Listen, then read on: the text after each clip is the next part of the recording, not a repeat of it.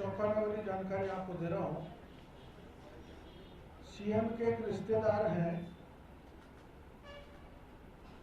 जिसका नाम राजेश सैनी है। राजकोट में मैनेजर के पद पर कार्यरत हैं। ये सीएमओ मैनेजर राजकॉम जो सीएमओ और सीएमआर में आईटी का सारा कार्य संभालते हैं। सीएमओ और सीएमआर का आईटी से रिलेटेड जो सारे खर्चे का भुगतान है राजेश सैनी अपनी बेटी रुचि सैनी के नाम से उठा रहे हैं। रुचि सैनी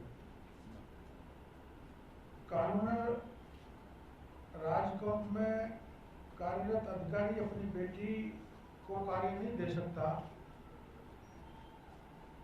ये पूर्णतः नियम विरुद्ध है।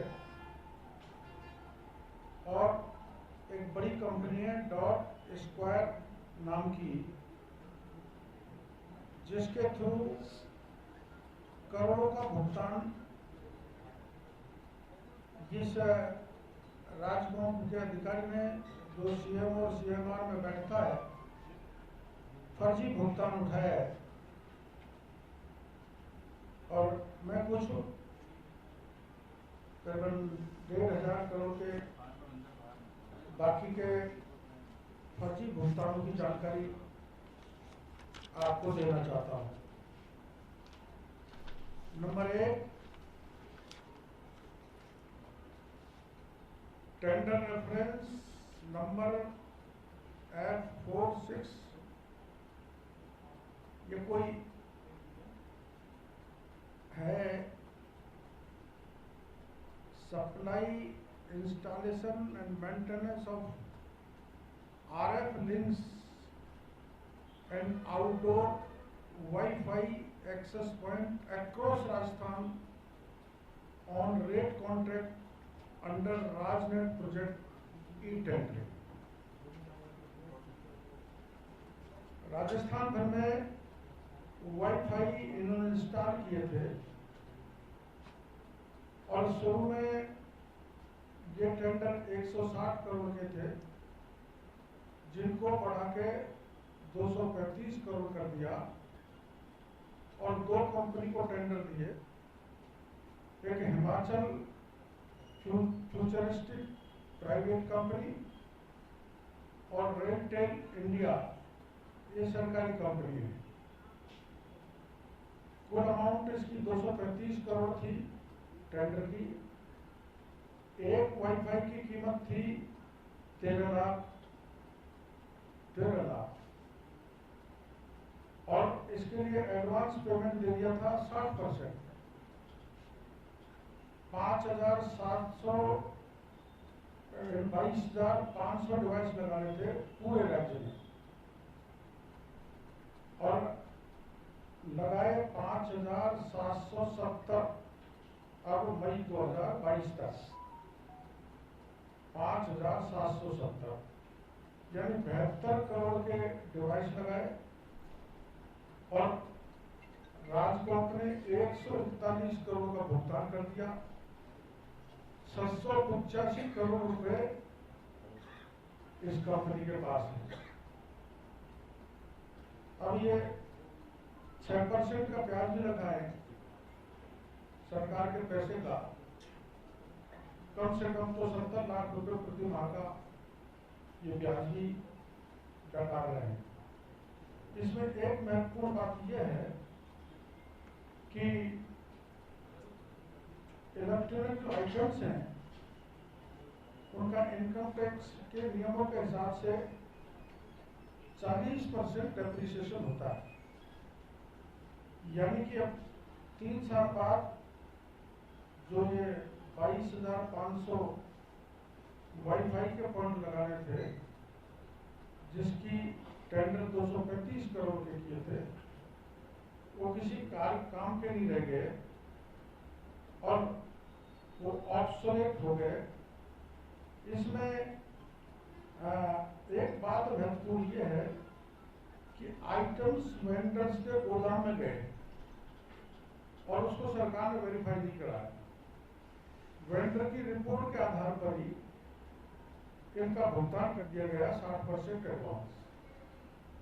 और जैसा मैंने बताया 22,500 वाईफाई पूरे राजस्थान में लगाने थे और लगे मात्र 5,470, जिनका भुगतान पूरा कर दिया। ये एक घोटाला है जो मैंने आपकी जानकारी दी है। दूसरा, ये वाईफाई का घोटाला था। दूसरा है मैन पावर का। मैन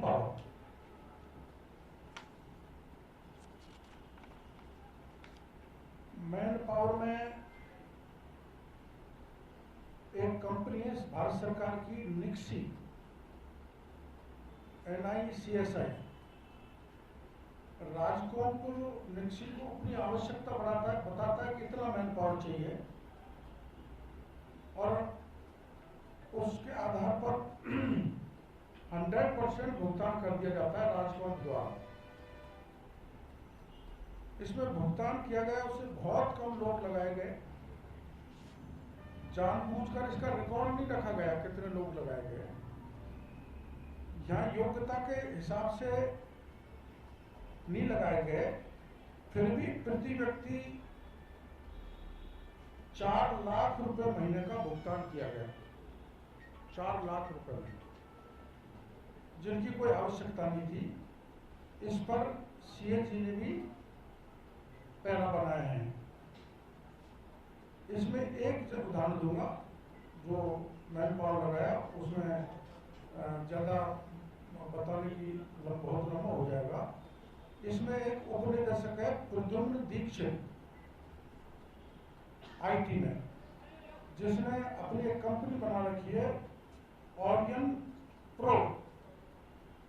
उस वो नाम की कंपनी के द्वारा आदमी लगाता है, जिसमें अपनी घरवाली को भी लगा रखा है और घरवाली को 1,60,000 रुपए प्रति महीना भुगतान करता है और उपस्थिति खुद ही वेरीफाई करता है। वो आती नहीं है, घर पे रहती है। और जब राजकोट से पूछा गया कि किस किस को लगाया, तो जवाब आया कि हमारे पास इसकी जानकारी उपलब्ध नहीं है। तो 4 लाख रुपए महीने कितने लोगों को दे रहे हैं, कब से दे रहे हैं, इसकी जानकारी इन्होंने नहीं दी। और एक डिप्टी डायरेक्टर लेवल के अधिकारी ने, ये मैं कागज लेके आया हूँ, खुद की घरवाली का 1,60,000 प्रति महीने का भुगतान किया और कर रहा है प्रति माह। वो जाती भी है कि नहीं जाती, इसका जब पूछा तो राजकोट मना करता है कि हमारे पास इसका रिकॉर्ड उपलब्ध नहीं है। RTI की यह सूचना हमारे पास है।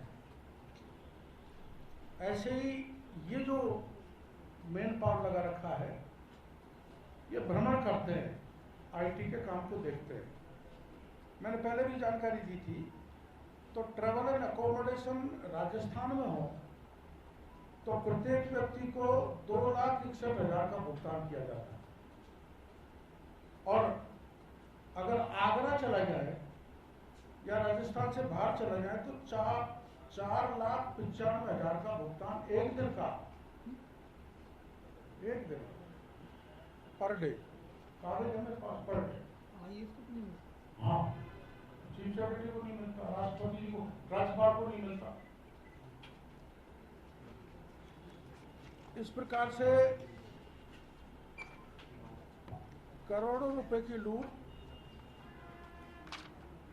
IT के इन अधिकारियों द्वारा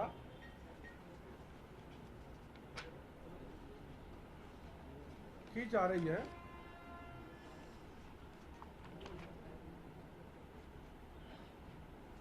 इसमें DOIT ने 1 करोड़ 10 लाख का भुगतान किया इनको, और राजकोंप ने 338 करोड़ का हिसाब भुगतान किया। लेकिन मैन पावर कौन कौन लगाए ये राजकोंप पर सरकार बताने को लिए तैयार नहीं है। कब किसको कितना किया वो तो मैं आपको बता रहा हूँ। 4 लाख किया, 2,61,000 किया, 4,95,000 किया। इसी प्रकार से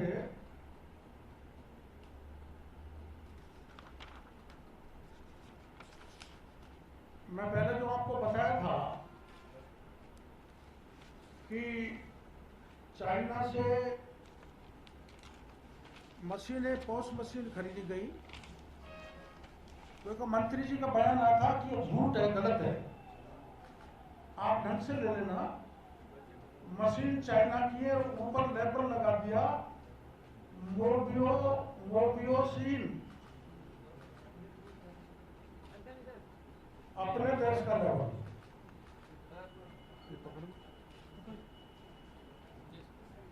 और ये पूरा जब अंदर से मैन्युफैक्चर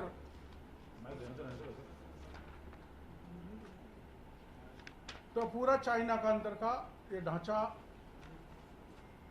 पूरा एक एक पार्ट का, और ये लिखा हुआ चाइना।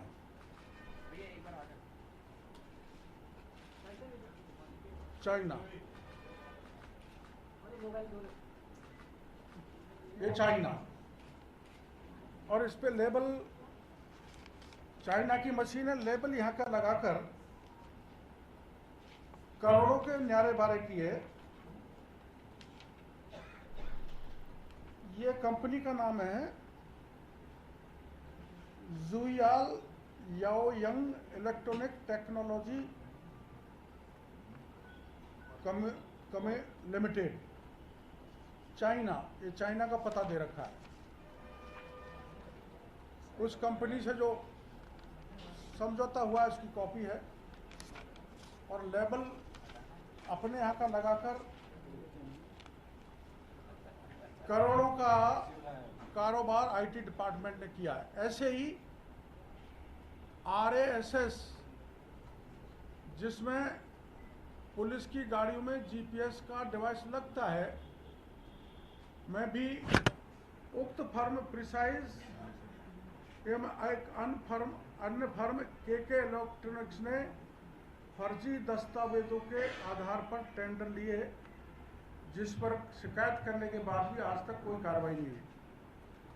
ऐसे ही OFC केबल बिछाने के लिए एक फर्म श्याम कृपा नेटवर्क प्राइवेट लिमिटेड ने जाली प्रमाण पत्र प्रस्तुत किए, उसका टर्नओवर भी उतना नहीं था, और मिनिस्ट्री ऑफ कॉरपोरेट अफेयर से दस्तावेज वेरीफाई भी नहीं थे, और इसको OFC केबल बिछाने के करोड़ों के काम दे दिए। इसी प्रकार